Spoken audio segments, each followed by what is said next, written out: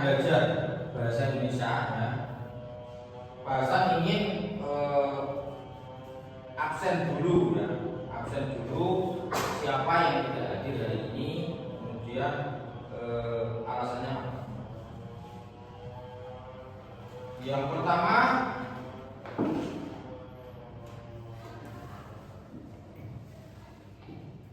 Ahmad Anfaul Najib, Dewi Lailatul Surya, Faza Aulia Mainilani, Filza Fatihatul Iza, Husnul Fatona, Sakit, Jauhari Mahfud, tidak berangkat, Sakit, Alpa, Naila Baratul Hamida, Muhammad Azam Bayati, Muhammad Khalwani Danami, tidak berangkat, Sakit, Alpa, Muhammad Haikal, Alpa, Safa Priya, Sakit, Zahra Nusita, Zulisa Adila, Muhammad Farid Ahyawuddin.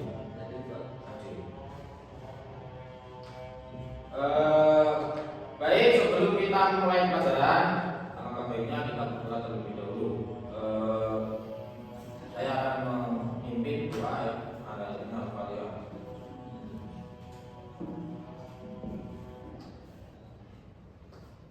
Selesai. Terima kasih.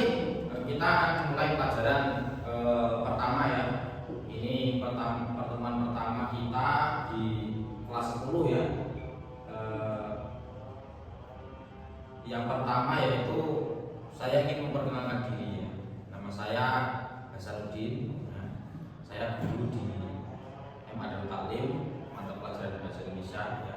Nanti kalian akan ketemu bahasan untuk minggu di pelajaran bahasa Indonesia ya. Nama lengkap Hasanuddin tapi bisa dipanggil siapa Pak. Saya asli dari mas saya itu di desa Kawah ya, RT 17 ini 3. Tidak jauh dari sini sekitar 15 menit. Saya pernah kuliah ya, di Semarang. Itu saja ya. Kita hari ini akan belajar tentang pelajaran yang pertama di bahasa Indonesia semester 1, yaitu tentang teks laporan hasil observasi.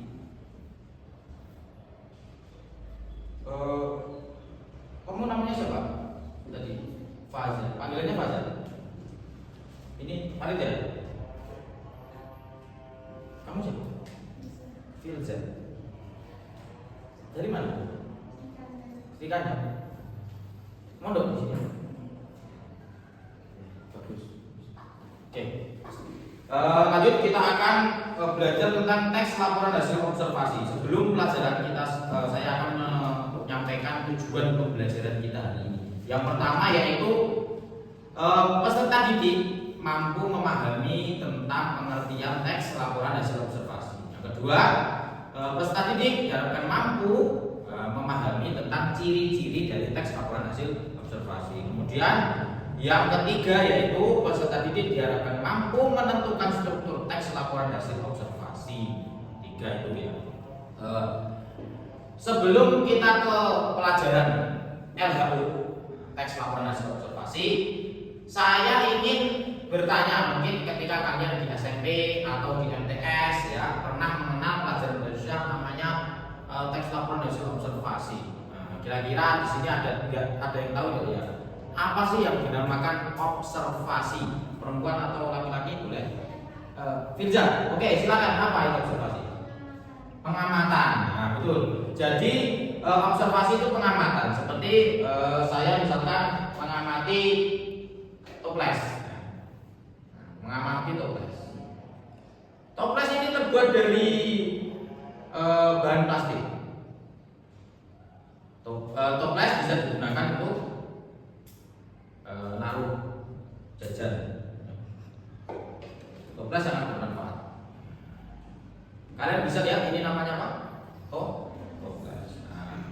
Berarti kalian misalkan lagi, saya observasi pohon kelapa. Saya belajar keluar, kemudian saya melihat pohon kelapa. Nah, kemudian saya mengamati. Setelah saya mengamati, ya, kemudian saya kembali menuliskan hasil apa sih yang saya dapatkan setelah saya mengamati kelapa. Kelapa itu kira-kira ukurannya pohonnya berapa tingginya, ya kan? Kemudian buahnya seperti apa, kemudian biasanya daunnya seperti apa, ukurannya berapa, ya kan? Itu hasil pengamatan. Kemudian kalian tulis di dalam buku, ya, di dalam teks laporan hasil observasi. Jadi yang namanya teks laporan hasil observasi yaitu karangan tulisan dari hasil pengamatan setelah melakukan observasi, seperti yang disampaikan teman kalian tadi, ya, Ilza. Kalau observasi itu pengamatan.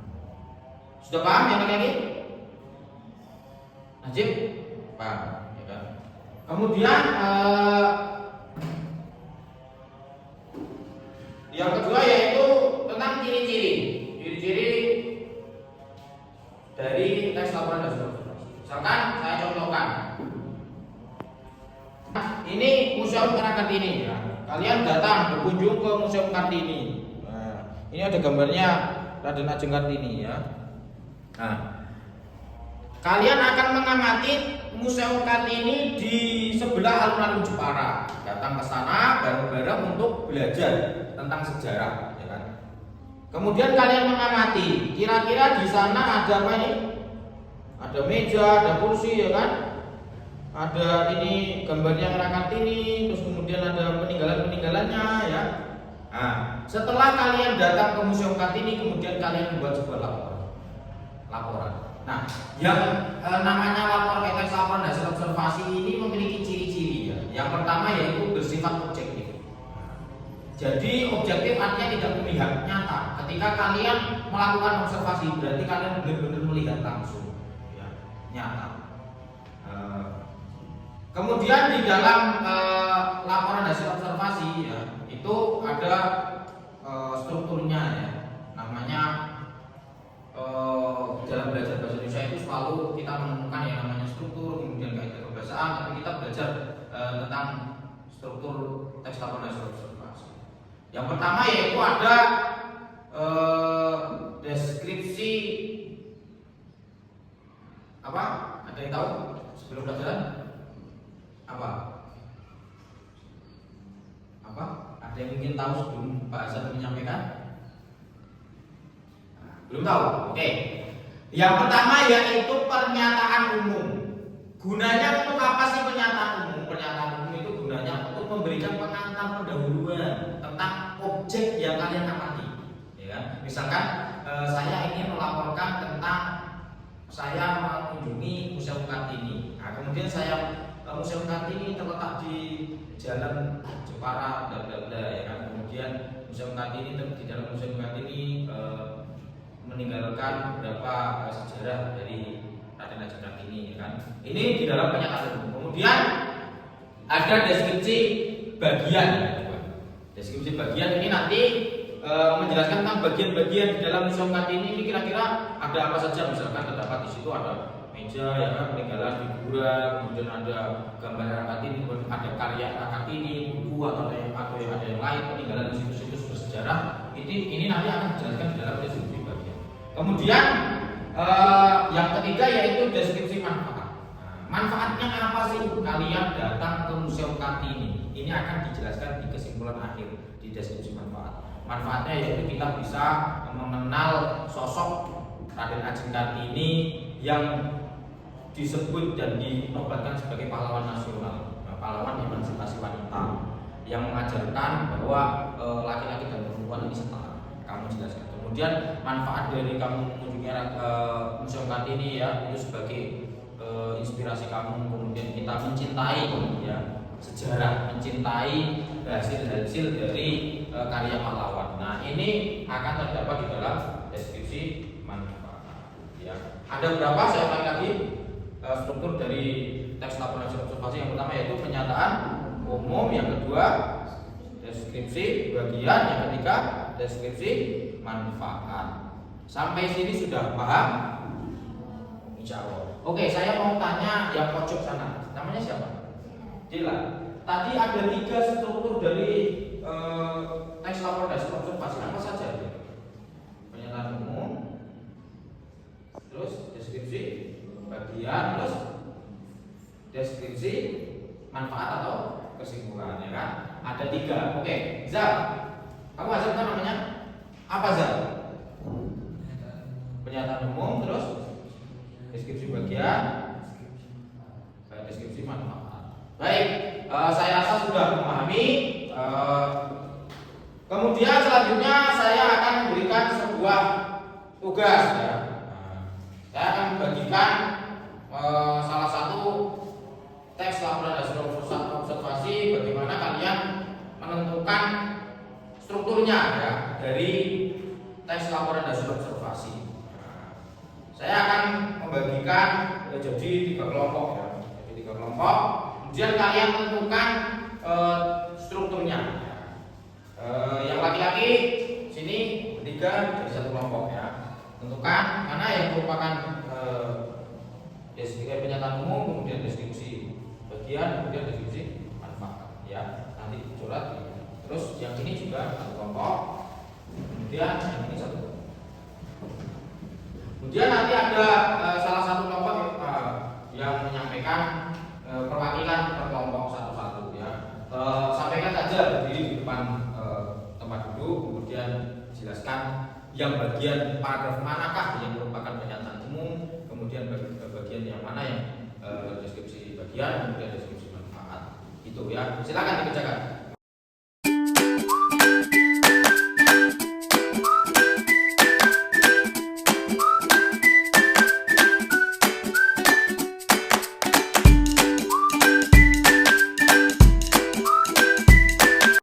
Baik, selanjutnya yaitu menyampaikan, mempresentasikan hasil diskusi kelompok, ya, tentang menentukan struktur teks laporan hasil observasi. Silakan dari kelompok laki-laki dulu. Siapa yang akan menyampaikan? Azam, silakan.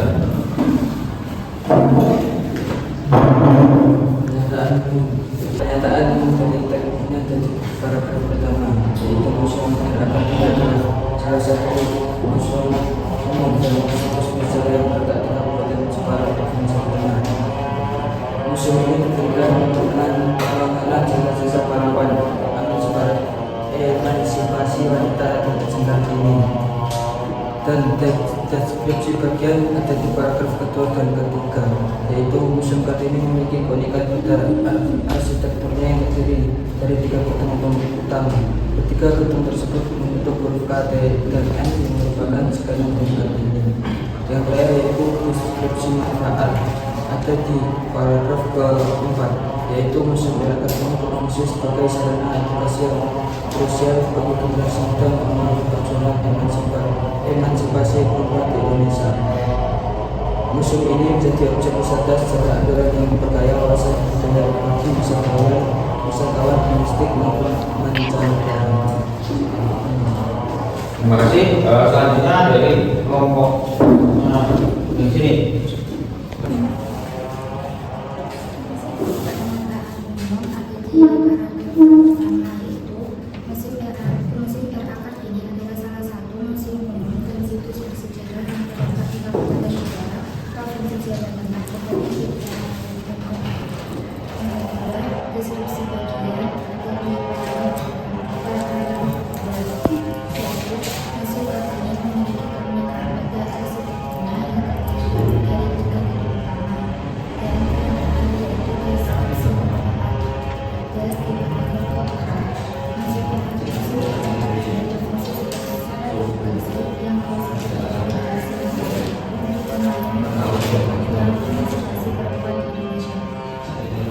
Terima kasih.